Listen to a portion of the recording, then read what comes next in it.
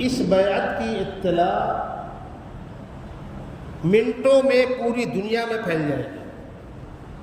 جس وقت اللہ کے نبی صلی اللہ علیہ وسلم نے فرمایا کہ امام مہدی کے ہاتھ پر جب بیعت ہوگی تو اس کی اطلاع چند لمحات میں پوری دنیا میں پھیل جائے گی، تو اس وقت یہ سمجھانا مشکل تھا کہ بھائی ذریعہ کیا ہوگا؟ ایک آدمی چل کر جائے گا، دریا سے جائے گا، اونٹ پر بیٹھ کے جائے گا، گھوڑے پر بیٹھ کے جائے گا، پیدل جائے گا، چند لمحات میں پوری دنیا میں اطلاع کیسے پھیل جائے گی؟ لیکن امت کو آقا صلی اللہ علیہ وسلم کی بات پر کل بھی یقین تھا، آج بھی یقین ہے۔ آج کے حالات میں اس بات کو سمجھانے کی ضرورت ہے؟ بالکل۔ ایک سیکنڈ میں کسی گروپ میں آپ کوئی چیز ڈالیں، وہ گروپ میں جہاں جہاں کے لوگ شامل ہوں گے ہر جگہ وہ چیز پہنچ جاتی ہے۔ حتیٰ کہ حرم میں کوئی واقعہ ہوتا ہے، کوئی حادثہ ہوتا ہے، امام حرم تلاوت کرتے کرتے آواز رک گئی، اب دوسرے کسی فرد نے آگے مصلی پر کھڑے ہو کر نماز مکمل کرائی، آدھے ایک منٹ کے اندر اس کی اطلاع پوری دنیا پھیل جاتی ہے۔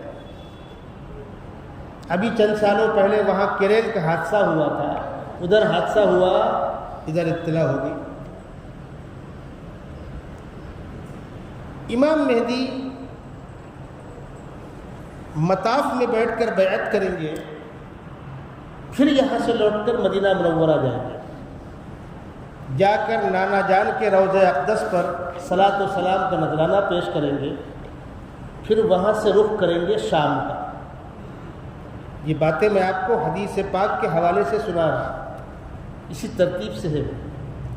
شام میدان جنگ ہوگا، مسلمانوں میں اور عیسائیوں میں گھمسان کی جنگ جاری ہوگی۔ امام مہدی جا کر اس جنگ کی کمان اپنے ہاتھ میں لے لیں، چلے گی جنگ، کبھی ان کا غلبہ، کبھی ان کا غلبہ، کبھی ان کا غلبہ، کبھی ان کا غلبہ۔ 6 سال اسی حال میں گزر جائیں گے۔ 7ویں سال دجال ظاہر ہوگا۔ یہ ظاہر ہوگا عراق اور شام کے بیچ سے۔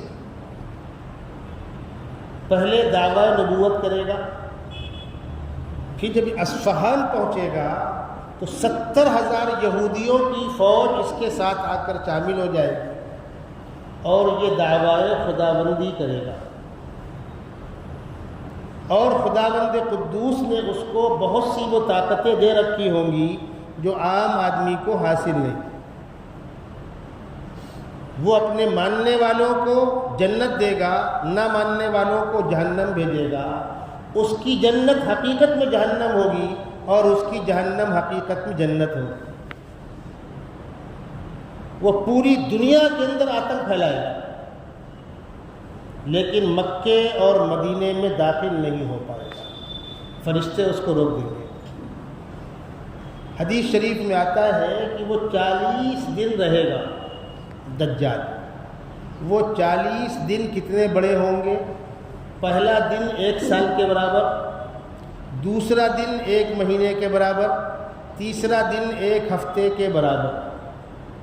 1 سال 37 دن تو یہ ہو گئے، اور وہ 40 میں سے 37 بچے، 3 کم کیا نا آپ نے، تو 37 گنا 74، 1 سال 74 دن وہ رہے گا، یعنی 1 سال 2 مہینے 14 دن وہ دنیا میں رہے گا، آتنک مچائے گا، اور امام مہدی کی فوج پر بھی حملہ آور ہوگا۔ امام مہدی کی فوج اس سے مقابلہ کرتے کرتے دمشق میں ایک مسجد میں مسلمانوں کی فوج جمع ہو جائے گی، کم ہوں گے، تمام دروازے بند کر لیں گے، دجال اپنی پوری فوج طاقت کے ساتھ باہر کھڑا ہوگا، وہ صبح ہونے کا انتظار کرتا ہوگا۔ مسلمان تہجد میں رو رو کر خداوند قدوس سے دعا کریں گے، پروردگار بس آپ کی مدد کا سہارا ہے، اس لیے کہ اسباب کی دنیا میں کل سب کو شہید ہو جانا ہے، اب کسی کو نہیں بچنا۔ فجر کی اذان ہوگی، لوگ سنت پڑھیں گے، امام مہدی مصلی پر آئیں گے، تکبیر ہو رہی ہوگی کہ چھت کے اوپر سے ایک بندہ آواز دے گا، اللہ کے بندو میں عیسیٰ ابن مریم واپس آ گیا ہوں، مجھ کو اتارو۔ دو فرشتوں کے کندھوں پر ہاتھ رکھے ہوئے آپ آسمان سے اس مسجد کے منارے تک آ جائیں گے، پھر آپ کو سیڑھی لگا کے اتارا جائے گا، نیچے آپ تشریف لائیں گے، امام مہدی اشارہ کریں گے آئیے مصلی کی جانب، تو عیسیٰ علیہ السلام فرمائیں گے نہیں، نماز آپ پڑھائیے، میں مقتدی بن کر نماز پڑھوں گا، یہ امت محمدیہ کا احترام ہے۔ عیسیٰ علیہ السلام جب تک آسمان میں نہیں اٹھائے گئے تھے اس وقت تک صاحب شریعت نبی تھے اور اپنی شریعت کی دعوت دیتے تھے۔ سیدنا محمد رسول اللہ صلی اللہ علیہ وسلم کی آمد کے بعد اب پچھلے کسی نبی کی شریعت کی دعوت نہیں دی جائے گی، اب دعوت دی جائے گی سیدنا محمد صلی اللہ علیہ وسلم کی شریعت کی۔ اب عیسیٰ علیہ السلام دوبارہ آ رہے ہیں، یہ سیدنا محمد صلی اللہ علیہ وسلم کی شریعت کا زمانہ ہے، تو وہ بھی اسی شریعت کی اتباع کریں گے۔ عیسیٰ علیہ السلام شریعت محمدیہ کی اتباع کریں گے، اپنی شریعت دعوت نہیں دیں گے۔ نماز ختم ہوگی، یہ منظر کہ امام مہدی مصلی پر ہے، عیسیٰ علیہ السلام مقتدی بن کر نماز پڑھ رہے ہیں، اللہ کے نبی صلی اللہ علیہ وسلم نے ارشاد فرمایا کیف انتم اذا نزل فیکم ابن مریم و امامکم منکم، اس وقت تمہاری خوشی کا کیا عالم ہوگا جب ابن مریم آسمان سے تمہارے درمیان اتر آئیں گے اور تمہارا امت محمدیہ کا فرد امام مہدی امامت کر رہا ہوگا اور عیسیٰ علیہ السلام مقتدی بن کر نماز پڑھ رہے ہوں۔ نماز ختم ہوگی، امت فریاد کرے گی حضرت حالات بڑے دیگرگوں ہیں، بڑے ناگفتہ بے ہیں۔ آپ فرمائیں گے فکر مت کرو، اب میں آ گیا، جو ہو چکا، اب کچھ نہیں ہونے والا، مجھ کو نیزہ دو، دروازے کھول دو۔ دروازے کھولے جائیں گے، عیسیٰ علیہ السلام دروازے سے باہر نکلیں گے، سامنے دجال اپنی فوج کے ساتھ کھڑا ہوگا، وہ دجال آگے بڑھنا چاہے گا عیسیٰ علیہ السلام کی جانب، خداوند قدوس عیسیٰ علیہ السلام کو یہ طاقت دیں گے کہ جہاں تک ان کی نگاہ پہنچے گی وہاں تک ان کی سانس جائے گی۔ ہم اور آپ سانس لیتے ہیں نا، اور وہ سانس جہاں جہاں سے گزرے گی کفار کی صفے کٹ کٹ کے گریں گی، بس وہ کھڑے ہو کر جو دیکھیں گے جہاں تک نگاہ جائے گی وہاں تک سانس جائے گی اور صفے کٹ کٹ کے گریں گی۔ دجال سمجھ جائے گا کہ سچے مسیح آ گئے اور وہ بھاگے گا۔ جب دجال بھاگے گا تو فوج کے اندر بھگدڑ مچ جائے گی، اکثر وہیں مارے جائیں گے، چند تائب ہوں گے، باقی کسی کو توبہ کی توفیق نہیں ہوگی، وہ سب مارے جائیں گے دجالی فوج کے لوگ، اور عیسیٰ علیہ السلام دجال کا پیچھا کریں گے۔ کہاں سے؟ دمشق سے۔ کہاں تک؟ اسرائیل کی راجدھانی ہے تل ابیب، تل ابیب سے 18 کلومیٹر کے فاصلے پر ایک مقام ہے لد۔ آج وہ دنیا کا ترقی یافتہ شہر ہے اور دنیا کا سب سے زیادہ سیکورٹی لیس ایئرپورٹ ہے وہ۔ اللہ کے نبی صلی اللہ علیہ وسلم نے اس وقت فرمایا 1450 سال پہلے کہ یقتلہ عند باب لد، عیسیٰ علیہ السلام دجال کو لد کے گیٹ کے پاس گرا کر ماریں گے۔ وہ جگہ بھی طے ہے۔ اس وقت نہ لد شہر تھا، نہ وہاں یہودی تھے، نہ وہاں کوئی ایئرپورٹ تھا۔ سبحان اللہ، آقا صلی اللہ علیہ وسلم کی بات کی سچائی اس وقت فرمایا تھا، آج وہ تمام چیزیں منظر عام پر آ چکی ہیں۔ حدیث شریف میں آتا ہے کہ عیسیٰ علیہ السلام کو دیکھ کر دجال بھاگے گا، بھاگتا ہوگا پگھلتا ہوگا، بھاگتا ہوگا پگھلتا ہوگا، جس طرح پانی میں نمک یا برف پگھلتا ہے اس طرح پگھلتا ہوگا۔ اور عیسیٰ علیہ السلام وہاں جا کر اس کو گرا کر اندہ بابی لد اس کے سینے پر خنجر پیوست کر۔ دنیا میں 3 قومیں ہیں آسمانی مذاہب کا دعویٰ کرنے والی، ہم مسلمان، عیسائی اور یہودی۔ چوتھی کوئی قوم اس وقت کسی آسمانی مذہب سے اپنا رشتہ جوڑنے والی اور اپنے نبی اور کتاب کا حوالہ دینے والی دنیا کے اندر موجود نہیں ہے۔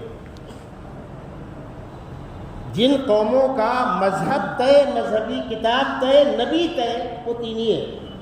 باقی کہنے کو کوئی بھی کہتا رہے کہ ہمارا بھی کہیں نہ کہیں سے ہوگا، کہتے رہیے آپ، نہ کتاب طے نہ نبی طے۔ ان 3 قوموں کی کتاب بھی طے ہے، نبی بھی طے۔ یہودیوں کی کتاب توریت، ان کے پیغمبر موسیٰ علیہ السلام۔ عیسائیوں کی کتاب انجیل بائبل، ان کے پیغمبر عیسیٰ علیہ السلام۔ اور ہم مسلمانوں کی کتاب قرآن مقدس اور ہمارے پیغمبر سیدنا محمد رسول اللہ صلی اللہ علیہ وسلم۔ یہ جو یہودی اور عیسائی مشترک طور پر مسلمانوں سے جنگ کر رہے ہوں گے، جب دجال مارا جائے گا اور یہودی مارے جائیں گے تو عیسائیوں کی آنکھ کھل جائے گی کہ ارے ہم جس کو مسیحا سمجھ کر ساتھ دے رہے تھے وہ جھٹا ہے اور ہمارے پیغمبر دوبارہ آسمان سے آ گئے۔ جب عیسیٰ علیہ السلام کو وہ دیکھیں گے کہ سچے مسیح نے جھٹے مسیح کو مار دیا تو وہ ساری عیسائی امت عیسیٰ علیہ السلام کے ہاتھ پر کلمہ پڑھ لیں گے، اور عیسیٰ علیہ السلام شریعت محمدیہ کی اتباع کر رہے ہوں گے۔ یہودی مارے گئے، عیسائی عیسیٰ علیہ السلام کے توسط سے اسلام میں داخل ہو گئے۔ 3 ہی طاقتیں تھیں، ایک ختم ہو گئی، دوسری سلنڈر ہو گئی، بچا کیا؟ پوری دنیا میں ایک کلمہ توحید اور ایک اسلام کا نام، اسلامی جھنڈا بلند ہوگا۔ یہ ہے وہ عیسیٰ علیہ السلام کے آنے کے بعد پوری دنیا پر اسلامی حکومت ہوگی۔ عیسیٰ علیہ السلام کے نازل ہونے کے بعد اگلے ہی سال امام مہدی کا انتقال ہو جائے گا، وہ اللہ کو پیارے ہو گئے۔ عیسیٰ علیہ السلام ابھی کنوارے ہیں، 33-34 سال کی عمر میں آسمان میں اٹھا لیے گئے تھے۔ دوبارہ اترنے کے بعد 40 سال اور زندہ رہیں گے، شادی ہوگی، صاحب اولاد ہوں گے، پھر انتقال ہوگا اور رسول اللہ صلی اللہ علیہ وسلم کے روضہ اقدس میں مدینہ منورہ میں ان کی تدفین ہوگی۔ روضہ اقدس میں 4 قبروں کی جگہ ہے، 3 بھر چکی ہے، چوتھی خالی ہے۔ پہلی قبر آقا صلی اللہ علیہ وسلم کی، دوسری سیدنا ابوبکر صدیق کی، تیسری سیدنا عمر فاروق کی، اور چوتھی جگہ خالی ہے عیسیٰ علیہ السلام کے لیے۔ ایک مرتبہ میں مالیگاؤں میں اسی موضوع پر بیان کر رہا تھا، جب میں نے کہا کہ وہ دوبارہ تشریف لائیں گے، ان کی شادی ہوگی، اپنی عمر پوری کریں گے، تو ایک صاحب کہنے لگے کہاں ہوئی؟ تو میں نے کہا 1000 کھولی مالیگاؤں، بھائی کہیں بھی ہوگی، ان کی مرضی پر ڈپینڈ ہے، ہم اور آپ کون ہوتے ہیں طے کرنے والے؟ لیکن ہم تو آپ کو احادیث کی جو پیشن گوئیاں ہیں، جو اطلاعات ہیں، اس سے واقف کرا رہے ہیں۔ اب یہاں پر رک کر پچھلی ایک بات کو اور یاد دلا دوں۔ جب سیدنا عیسیٰ علیہ السلام تشریف لائے تو سب سے پہلے تو ان کی آمد پر یہودیوں نے بدتمیزی شروع کی، بغیر باپ کے بیٹا نہیں ہوتا، جو بیٹا بغیر باپ کا ہو وہ حرام کا۔ ان کو بہت سمجھایا گیا کہ بھائی عام طور پر نہیں ہوتا، لیکن اللہ کی قدرت سے باہر تو نہیں ہے، اللہ کو اختیار ہے۔ عام طور پر بچے کی پیدائش مرد و عورت کے ملاپ سے ہوتی ہے۔ قرآن نے بار بار کہا ہے اِنَّا خَلَقْنَا الْإِنسَانَ مِن نُطْفَةٍ أَمْشَاجٍ نَبْتَلِيهِ، ہم انسان کو مخلوط نطفے سے پیدا کرتے ہیں۔ انسان کی پیدائش میں ماں باپ دونوں کا نطفہ شامل ہوتا ہے۔ عام طور پر لوگوں کا ادھر ذہن نہیں جاتا کسی پوچھنے والے نے اللہ کے نبی صلی اللہ علیہ وسلم پوچھا کہ دونوں میں نطفہ شامل ہوتا ہے، تو آپ نے فرمایا فَبِمَا يَشْبَهُهَا وَلَدُهَا۔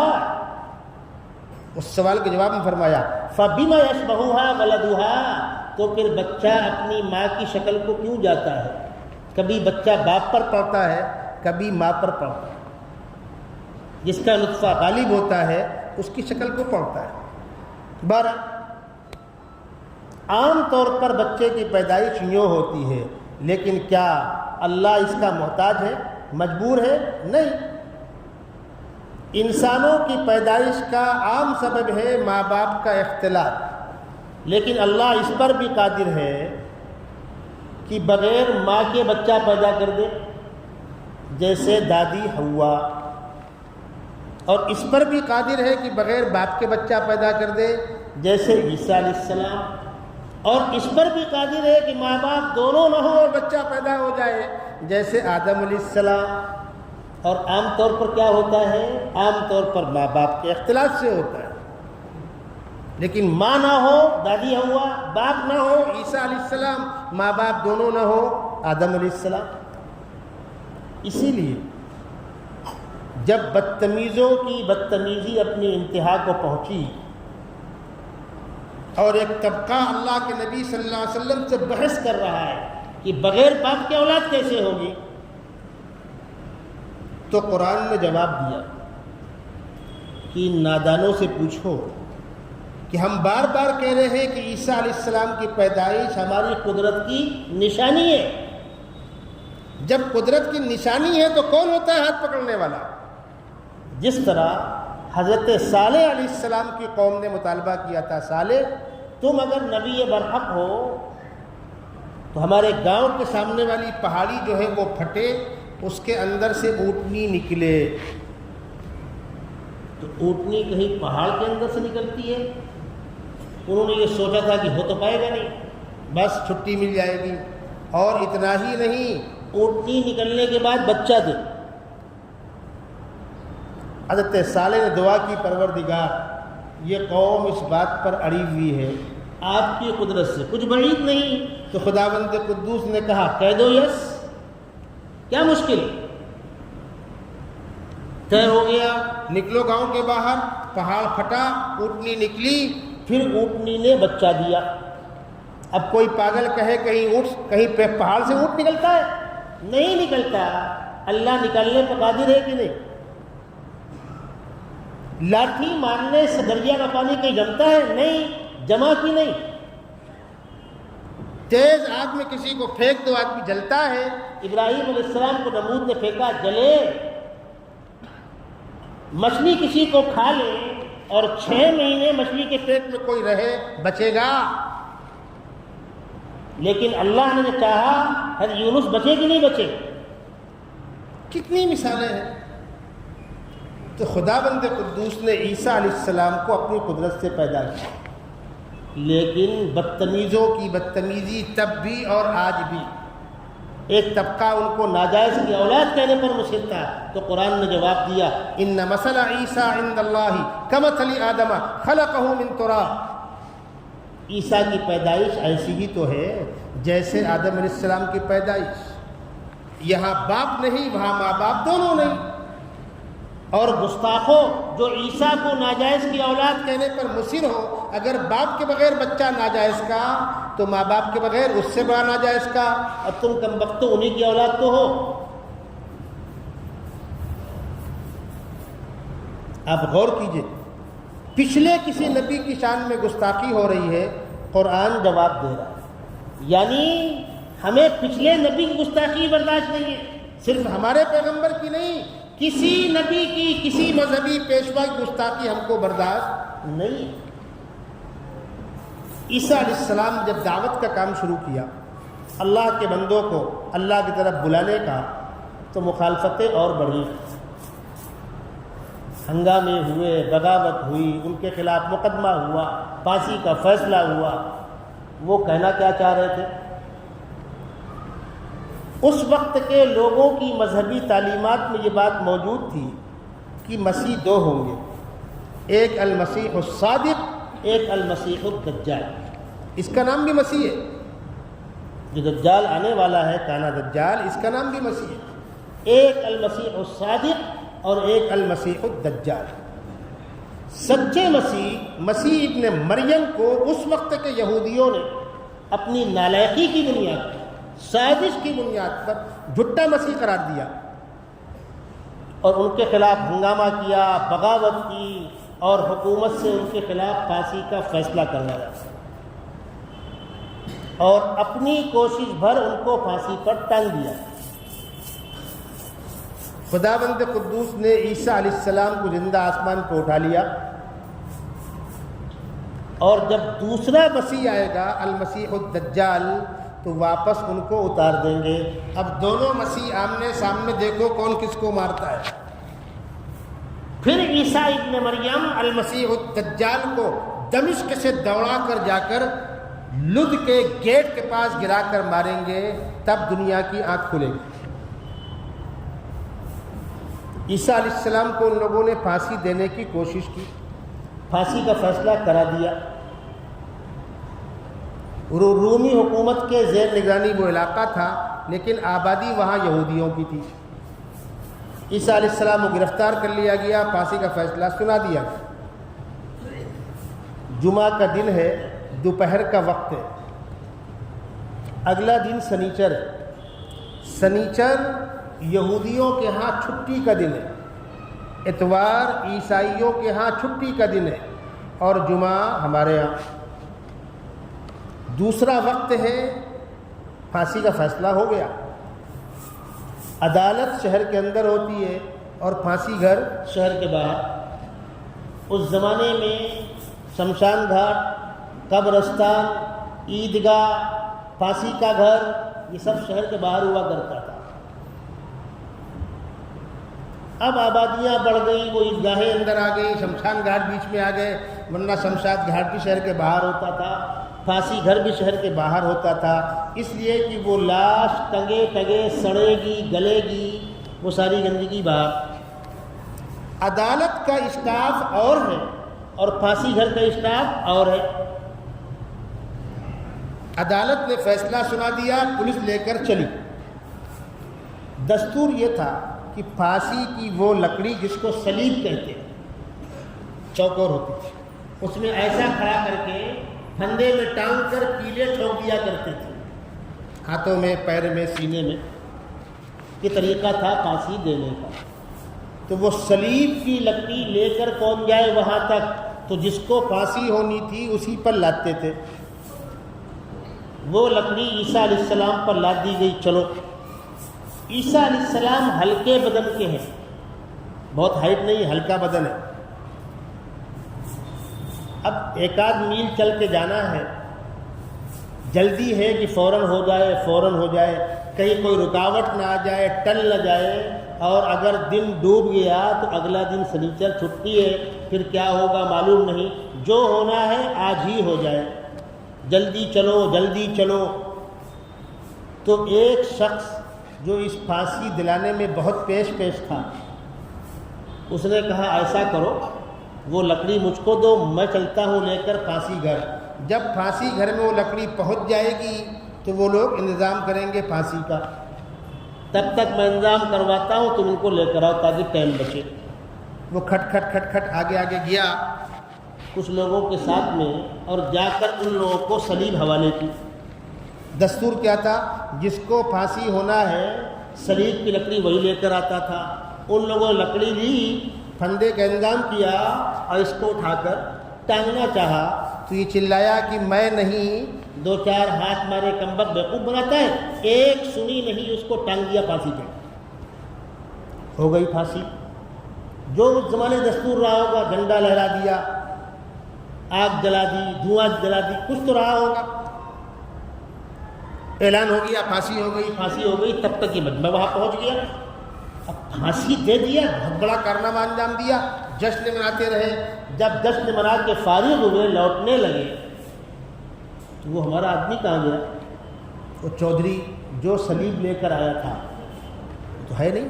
تو پوچھا ان لوگوں سے، وہ ہمارا آدمی کہاں گیا جو آگے آگے سلیب لے کر آیا تھا؟ انہوں نے کہا ٹنگا تو ہے۔ تم نے کس کو ٹانگا؟ جو صلیب لے کر آیا اس کو ٹانگا. ارے بھائی مجرم وہ نہیں تھا، پھر کون تھا؟ تو ہم نے اپنے آدمی کو ٹانگ دیا. تو عیسیٰ کہاں گئے؟ لے کے تو ان کو آئی تھی. نہیں وہ تو عیسیٰ ہے، ہمارا آدمی کہاں گیا؟ ادھر کیا ہوا؟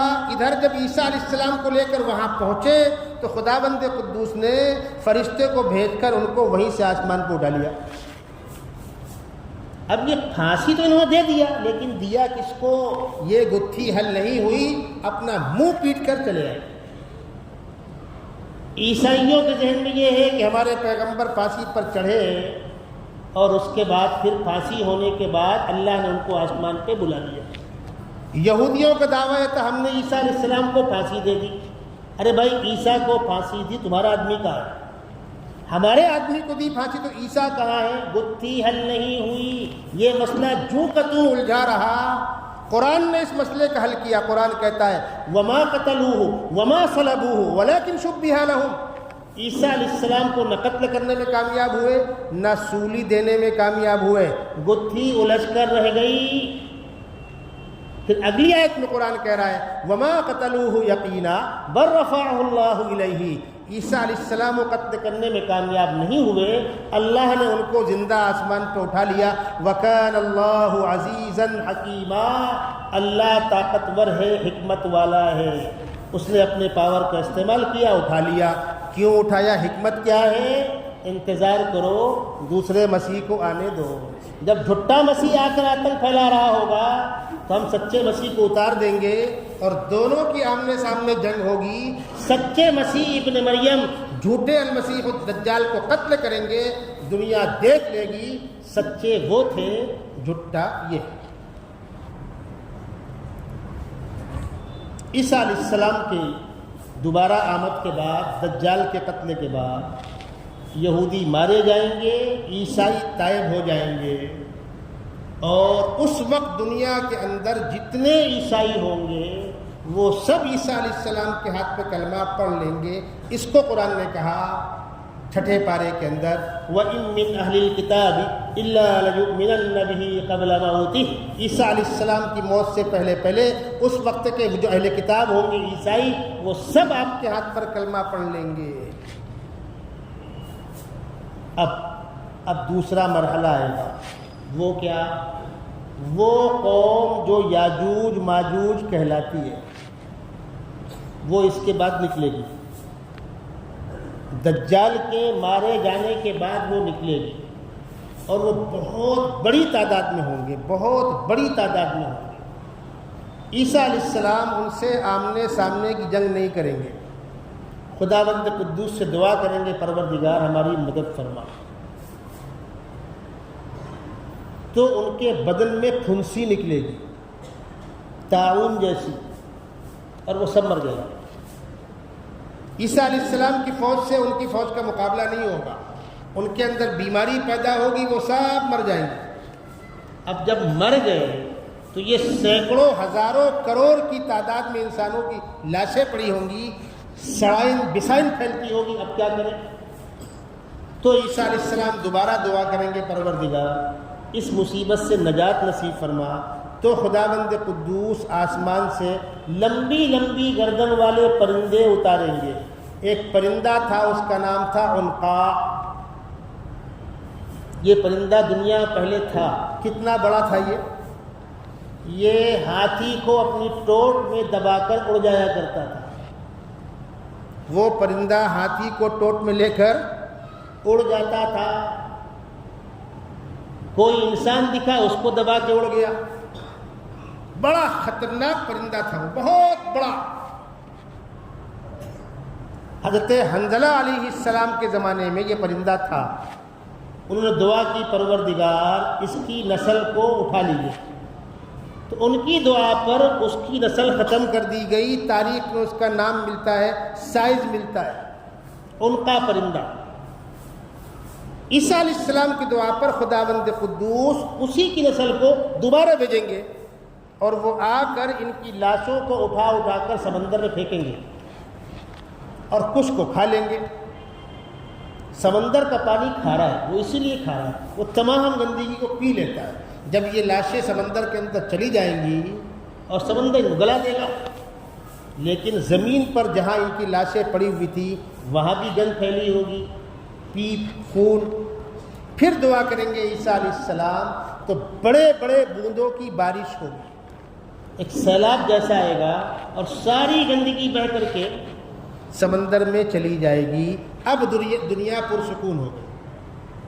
اس کے بعد پوری دنیا پر اسلام کا پرچم لہرا رہا ہوگا، خیر غالب ہوگا. اب یہاں پر رک کر ایک آدھ باتیں اور سن لیجئے کام کی.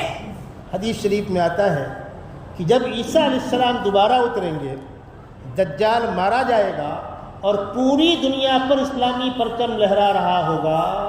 اب جہاد منسوخ ہو جائے گا، ختم، اس کی فرضیت ختم. اب جہاد کی ضرورت نہیں ہے، اس لیے کہ جہاد ضرورت کب پڑتی ہے؟ جب کوئی مد مقابل لڑنے والا ہو. یہاں کوئی مد مقابل نہ ہوگا.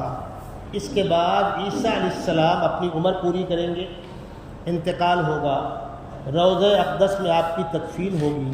پھر کچھ دنوں کے بعد اللہ کے نیک بندے دنیا سے اٹھا لیے جائیں گے. پھر وہ وقت آئے گا قیامت کا. ابھی یہ پروسیجر باقی ہے.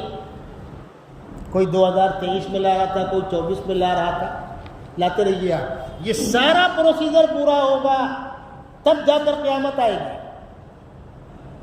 یہاں پر رک کر ایک بات آپ کو اور بتلا دوں. ابھی میں پچھلے ہفتے گئے جمعے کو، یہاں نہیں تھا نا، راجستھان میں ہم لوگ تھے. الحمدللہ ملک کے چوٹی کے علماء وہاں جمع تھے، تو گفتگو ہو رہی تھی.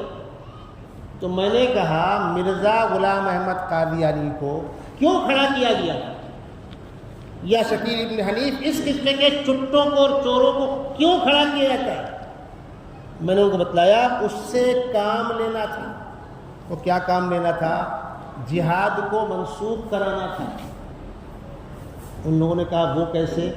میں نے کہا وہ ایسے کہ 1857 کی دلی کی جنگ کے بعد گرچہ انگریز کا دلی پر قبضہ ہو گیا، بہادر شاہ ظفر شکست کھا گئے، ان کے بیٹوں کے سر قلم کر دیے گئے، ان کو اٹھا کر رنگون بھیج دیا گیا، ہمارے اکابر کی گرفتاری کے اعلانات کر دیے گئے، فرمان جاری ہو گیا. بہت سے اللہ کے بندے ہندوستان چھوڑ کر باہر نکل گئے. حاجی امداد اللہ مہاجر مکی مکۃ المکرمہ چلے گئے، وغیرہ وغیرہ. تقریباً 25-30 سال تک کریک ڈاؤن رہا. قتل عام قتل عام قتل عام، جو آپ داستان سنتے ہیں. اتنے مدرسے اجاڑے گئے، اتنے علماء پھانسی پر ٹانگے گئے. لیکن مزاحمت اور ٹکراؤ ختم نہیں ہو رہا تھا. تو برطانیہ کی حکومت نے ہندوستان سے رپورٹ مانگی، ملکہ وکٹوریہ نے، کہ آخر مخالفت ختم کیوں نہیں ہو رہی. تو ایک رپورٹ یہاں سے گئی تھی، اس میں لکھا تھا یہ پھٹیچر مولوی جب یہ کوئی بات کہہ دیتے ہیں تو امت پروانہ وار نچھاور ہو جاتی ہے. ایک بات. دوسری بات، ان کے یہاں مذہب کا دفاع کرتے ہوئے مرنے کا نام شہادت ہے. تو ان کے اندر سے جذبہ نکالو، علماء سے اعتماد اٹھاؤ اور جذبہ شہادت ختم کرو. تو جذبہ شہادت کیسے ختم ہوگا؟ جہاد کو منسوخ کرو. تو جہاد منسوخ کیسے ہوگا؟ جہاد کی منسوخی کے لیے عیسیٰ علیہ السلام کی آمد شرط ہے. اس کو بنایا عیسیٰ. یہ جو مرزا غلام احمد قادیانی عیسیٰ بناتا اس لیے بناتا. اور عیسیٰ علیہ السلام کی آمد سے پہلے مہدی کی آمد شرط ہے. تو وہ کمبخت مہدی بھی بنا، عیسیٰ بھی بنا. ایک بچہ بھی جانتا ہے کہ عیسیٰ علیہ السلام سیدنا محمد رسول اللہ صلی اللہ علیہ وسلم کی پیدائش سے 570 سال پہلے دنیا میں آ چکے تھے. آپ کے اوپر کتاب نازل ہو چکی ہے، آپ کو ماننے والی عیسائی امت ہے. وہ بغیر باپ کے پیدا ہوئے تھے. اب کوئی بغیر باپ کے پیدا ہو کر بتلائے. میں نے ان لوگوں کو بتلایا جس طرح کسی کی سگنیچر ڈپلیکیٹ ہو سکتی ہے لیکن فنگر ڈپلیکیٹ ہو اب تک تو نہیں ہوا. جس طرح دو انسانوں کے چہرے نہیں ملتے، یہ اللہ کی قدرت ہے. کروڑوں انسانوں کا مجمع ہوتا ہے، چہرے ملتے. دو انسانوں کے جو ہاتھ کے نشانات ہیں یہ نہیں ملتی۔ ایسے ہی خداوند قدوس نے عیسیٰ علیہ السلام کا جو تعارف کرایا ہے، اس تعارف کا دوسرا کوئی آدمی قیامت تک ہو سکتا ہی نہیں ہے۔ کیوں؟ یہ عیسیٰ بغیر باپ کے ہیں، ان کو قرآن نے عیسیٰ ابن مریم کہا ہے۔ اب تو بتلا، مرزا بغیر باپ کے تھا؟ نہیں۔ شکیل بغیر باپ کے؟ نہیں۔ کوئی بھی چور کھڑا ہوگا بغیر باپ کیسے ہو جائے گا؟ کتنا گھماؤ پھراؤ عیسیٰ ابن مریم ہو جاؤ گے؟ نہیں۔ تو مرزا غلام احمد قادیانی کو عیسیٰ اور مہدی اس لیے بنایا گیا تھا۔ اب اسی ٹریک پر یہ حضرت چل رہے ہیں شکیل ابن حنیف۔ آج تو موقع نہیں اس پر تفصیلی گفتگو کرنے کا، آج جو باتیں عرض کی گئی اسی کی تکمیل میں کر دیتا ہوں، انشاءاللہ اگلی ملاقات میں اس پہ گفتگو ہوگی۔ تو عیسیٰ علیہ السلام کے دوبارہ آسمان سے اترنے کے بعد، پوری دنیا میں اسلامی پرچم لہرانے کے بعد، اب جہاد کی ضرورت نہیں، جہاد منسوخ۔ تو مرزا غلام احمد قادیانی کو یہ کام دیا گیا تھا کہ تم جہاد کو منسوخ کرو۔ اس میں کتنا کامیاب ہوا کتنا ناکام ہوا وہ اپنی جگہ پر۔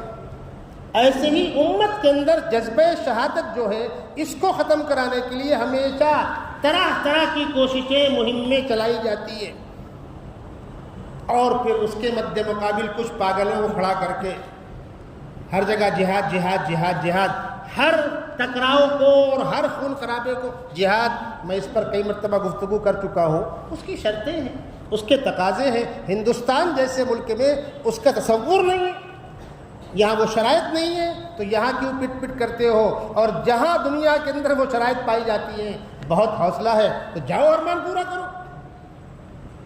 عیسیٰ علیہ السلام کے دوبارہ آنے کے بعد، پوری دنیا میں امن و امان قائم ہونے کے بعد، پھر اللہ کے نیک بندے اٹھا لیے جائیں گے، پھر آخری علامات قیامت ظاہر ہوں گی۔ یہ تو چلی آ رہی بہت زمانے سے علامات قیامت، وہ جو آخری علامات قیامت ظاہر ہوں گی اس میں دو بڑی علامتیں ہوں گی۔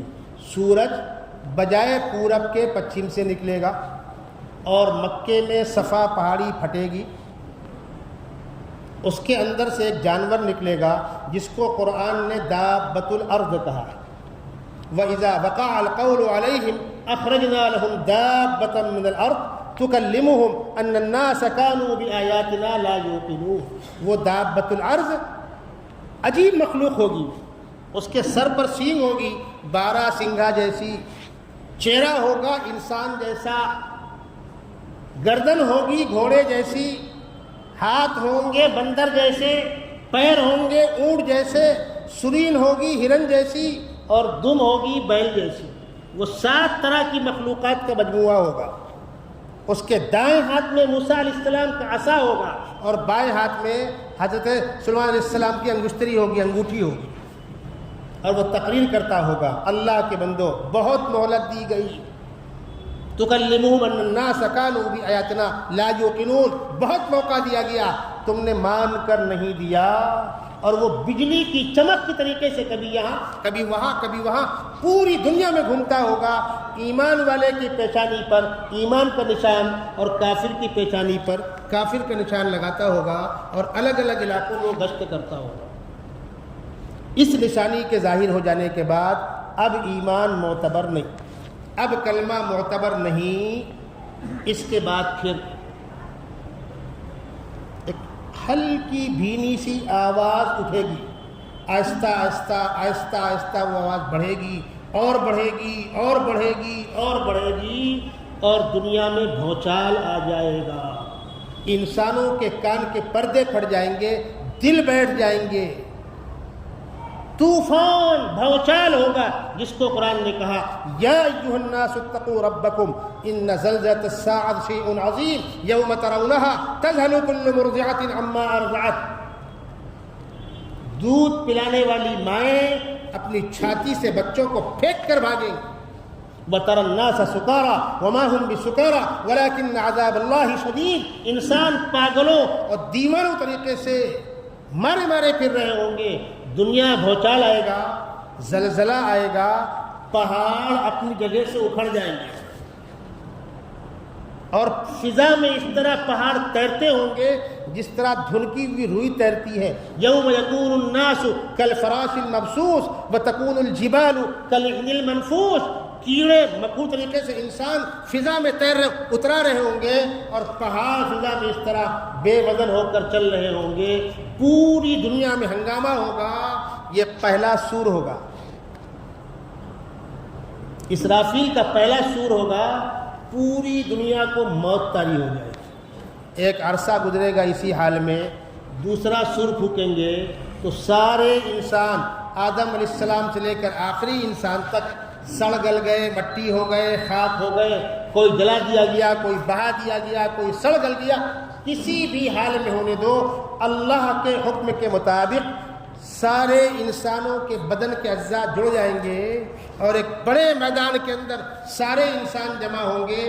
اس میدان کا نام ہوگا میدان محشر. پھر اس کے بعد آخرت کی منزل شروع ہوگی اور اچھے برے اعمال کی بنیاد پر اچھا برا انجام ہوگا. تو آج تو میں نے آپ کو صرف اتنا بتلایا کہ علامات قیامت میں سے ایک بڑی علامت ہے امام مہدی کا ظہور، عیسیٰ علیہ السلام کا آسمان سے اترنا، دجال کا خروج، امام مہدی کا عیسائیوں اور یہودیوں کی فوج سے مقابلہ، پھر عیسیٰ علیہ السلام کا آسمان سے نزول، دجال کو مارنا، اور اس کے بعد پھر عیسیٰ علیہ السلام کا انتقال ہوگا. ان باتوں کو آپ ذہن میں رکھیں گے تو انشاءاللہ جو نالائق جھوٹے مکار مرزا غلام احمد قادیانی ہو یا شکیل ابن حنیف ہو، یہ کیا کہتے ہیں اور ان دونوں کی باتوں کا قرآن و حدیث کے ان دلائل اور حوالوں سے جب تقابل کریں گے، آپ کمپیئر کریں گے تو صاف سمجھ میں آئے گا کہ جھوٹے ہیں، جھوٹے ہیں، جھوٹے. کافی دنوں سے ہمارے کان میں یہ آواز آ رہی تھی کہ اس علاقے میں بھی کچھ اس قسم کی گندگیاں لوگ پھیلانے کی کوشش کر رہے ہیں. تقاضا تھا، لیکن پچھلے ایام میں چونکہ سیرت میں گفتگو ہو رہی تھی تو میرے ذہن میں تھا کہ انشاءاللہ اسی حفاظت دین کے موضوع پر گفتگو کرتے کرتے اس پر گفتگو ہوگی. انشاءاللہ اگلے جمعے کو اس گفتگو کو مکمل کرنے کی کوشش کی جائے گی. اللہ تبارک و تعالی ہم تمام مسلمانوں کے ایمان کی، عقائد کی، ٹوٹے پھوٹے اعمال کی حفاظت فرمائے.